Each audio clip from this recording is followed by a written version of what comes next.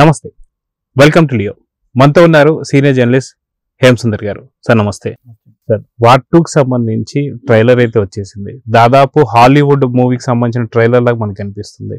ఇక్కడ చూసుకుంటే జూనియర్ ఎన్టీఆర్, అటు హృతిక్ రోషన్, ఇద్దరు కూడా సోల్జర్సే అన్నట్టుగా, మీ ఇద్దరి మధ్యన వార్ అన్నట్టుగా కనిపిస్తుంది. సో మొత్తానికి ట్రైలర్ లో కథ ఏంటి అనేది ఏమైనా అర్థం అవుతుందా? అంటే ఏం చెప్తారు?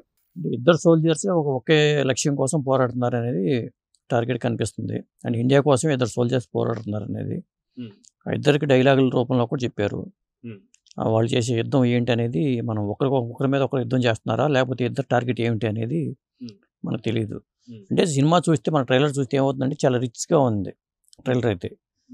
ఇంకోటి ఏంటంటే యశ్రాజ్ ఫిల్మ్స్ ది స్పై యూనివర్స్లో భాగంగా చేస్తున్న సిరీస్లో సినిమా ఇది. మరి ఈ సినిమా పరంగా చూసుకుంటే అటు 25 ఏళ్ల కెరీర్ సందర్భంగా వీళ్ళిద్దరికి ఈ ట్రైలర్ ఫస్ట్ ట్రైలర్ అంటున్నారు. అంటే ఇంకొక ట్రైలర్ ఉండే అవకాశం అయితే ఉంది. సినిమా రిలీజ్ లోపు ఆగస్టు 14 లోపు ఇంకో ట్రైలర్ అయితే వచ్చే అవకాశం అయితే ఉంది. అయితే మనం చూసుకుంటే ఆగస్టు 14కి కూలీ ప్లస్ వార్ 2 రెండు కూడా రాబోతున్న సంగతి తెలిసిందే. కానీ ఏదో ఒక సినిమా కొంత డేట్ మార్చుకుంటుందేమో అన్నట్టు కొంత అనుమానాలు అయితే నిన్న మొన్నటి దాకా ఉన్నాయి. కానీ ఇది పటాపంచలు చేస్తూ ఈ రోజు ట్రైలర్లో డేట్ కూడా ఫిక్స్ చేయడాన్ని ఎలా చూస్తారంటే, వాళ్ళు అఫీషియల్గా డేట్ ఇచ్చేసారు. ఇప్పటిదాకా సినిమా మీద బజ్ లేదు, కానీ ఈ ట్రైలర్తో ఏమైనా బజ్ క్రియేట్ అవుతుందని చూడాలి. ఇంకొకటి ఏంటంటే ఇండియాలో ఉన్న ఫస్ట్ సినిమాగా డాల్బీ అట్మాస్లో రూపొందుతున్న ఫస్ట్ సినిమా ఇది. అంటే దేశవ్యాప్తంగా కూడా డాల్బీ అట్మాస్లోనే ఈ సినిమా రిలీజ్ చేస్తారట.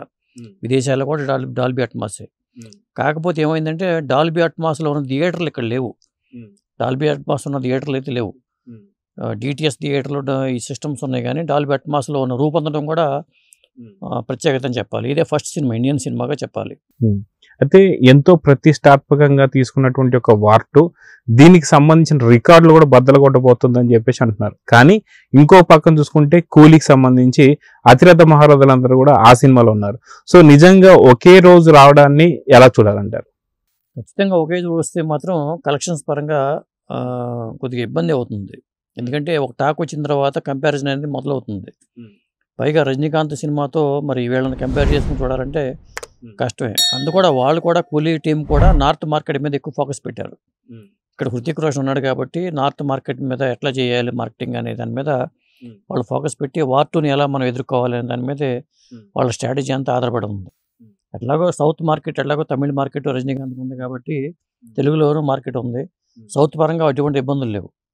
నార్త్ మార్కెట్ని కొల్లగొట్టాలంటే అమీర్ ఖాన్ ఉన్న పాత్ర చిన్న పాత్రే, పెద్దగా లేదు. రజనీకాంత్ గతంలో తమ హిందీ సినిమాలు చేసినా కానీ ఆయన హిందీ నటుడిగా ఎస్టాబ్లిష్ కాల.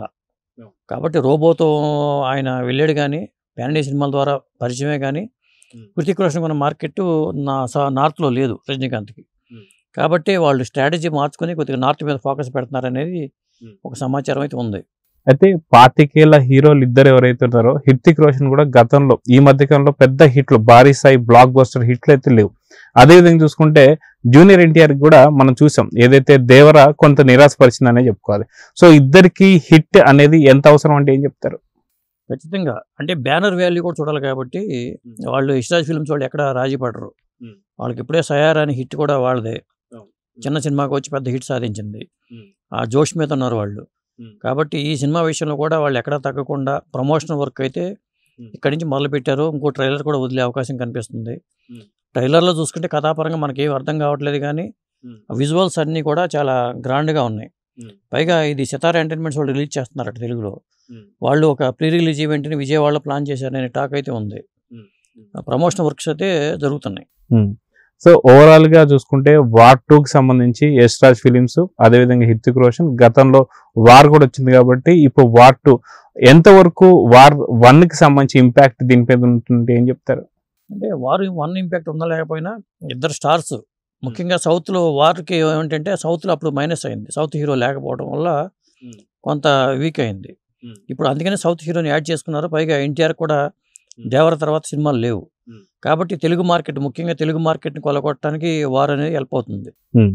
గతంలో మనం చూసుకుంటే ఏదైతే వార్ కి సంబంధించి నిజంగా మీరు అన్నట్టుగా వార్ 1 అనేది ఎప్పుడు వచ్చింది అనేది కూడా తెలియని పరిస్థితి.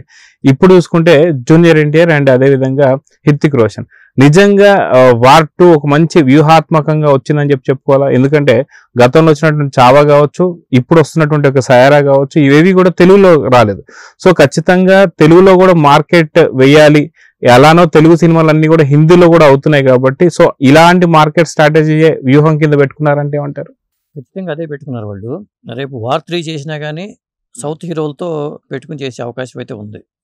ఎందుకంటే వాళ్ళు ది స్పై యూనివర్స్ కింద చేస్తున్నారు కాబట్టి, ఈ తరహా ఇప్పుడు సోల్జర్స్ మీద డిపెండ్ అయిన కథ ఇది. ఇద్దరు సోల్జర్స్ పోరాటమే ఈ సినిమాగా చెప్పాలి. మరి ఈ ఇద్దరు సోల్జర్స్ ఒక లక్ష్యం కోసం పోరాడుతున్నారా, ఒకరి మీద ఒకరు యుద్ధం చేసుకుంటారా తెలియదు. మొత్తానికైతే రేపు వార్ 3 తీసినా కానీ సౌత్ హీరోల్ని వాళ్ళు పార్ట్నర్గా చేసే అవకాశం అయితే ఉంది. మళ్ళీ ఎన్టీఆర్ని తీసుకుంటారా, జూనియర్ ఎన్టీఆర్ని, లేకపోతే తమిళనాడు హీరోల్ని ఎవరైనా తీసుకుంటారా తెలియదు. కానీ యశ్రాజ్ ఫిల్మ్స్ అయితే ఈ సిరీస్ని అయితే కంటిన్యూ చేసే అవకాశం కనిపిస్తుంది. అదే మనం చూసుకుంటే తెలుగు టాలీవుడ్ పైనే చాలా వరకు బేస్ అయి ఉంది బాలీవుడ్ అని చెప్పి కనిపిస్తుంది. ఎందుకంటే బాలీవుడ్ లో ఉండేటువంటి అతిరథ మహారథులు హీరోలందరూ కూడా ఇప్పుడు విలన్ లాగా మనం చూస్తున్నాం. బాబీ డియోల్ కావచ్చు, సంజయ్ దత్ కావచ్చు, ఇలా. సో కానీ ఇద్దరు క్యారెక్టర్స్ ఎలా ఉన్నాయని చెప్పేసి అంటే ఏం చెప్తారు? ఎందుకంటే ఇద్దరు హీరోలేనా, లేదా ఇద్దరిలో ఎవరన్నా ఒక విలనా, లేదా ఇద్దరు విలన్లా ఎలా చూడాలంటారు? ఇద్దరు హీరోలకి అవకాశం అయితే ఉంది. కాకపోతే ఒక హీరోయిన్ ఉంది కాబట్టి ఆ కేఆర్ అద్వాని పాత్ర ఏమిటి అనేది ఏం రివీల్ అవ్వట్లా. అంటే వీళ్ళు సోల్జర్స్ పోరాటం చేస్తున్నారు కాబట్టి ఆవిడతో కూడా కేఆర్తో కూడా ఫైట్సే ఉన్నాయి కాబట్టి మరి ఆవిడ కూడా డిపార్ట్మెంట్లో అనుకోవాలి. ఆవిడ సోల్జరా లేకపోతే పోలీస్ ఆఫీసరా తెలియదు. కానీ మొత్తానికి కేఆర్ అద్వానిని కూడా యాక్షన్ ఓరియంటెడ్గా చూపించారు. కాబట్టి వార్ 2 ట్రైలర్ చూసుకుంటే మనకి ఏమవుతుందంటే కథాపరంగా మనకేం అర్థం కాకపోయినా ఎవరి మీద యుద్ధం చేయబోతున్నారు అనేది కూడా క్లారిటీ లేదు. అయితే ఇంకో ట్రైలర్ వస్తే కానీ మనం చెప్పలేం కూడా.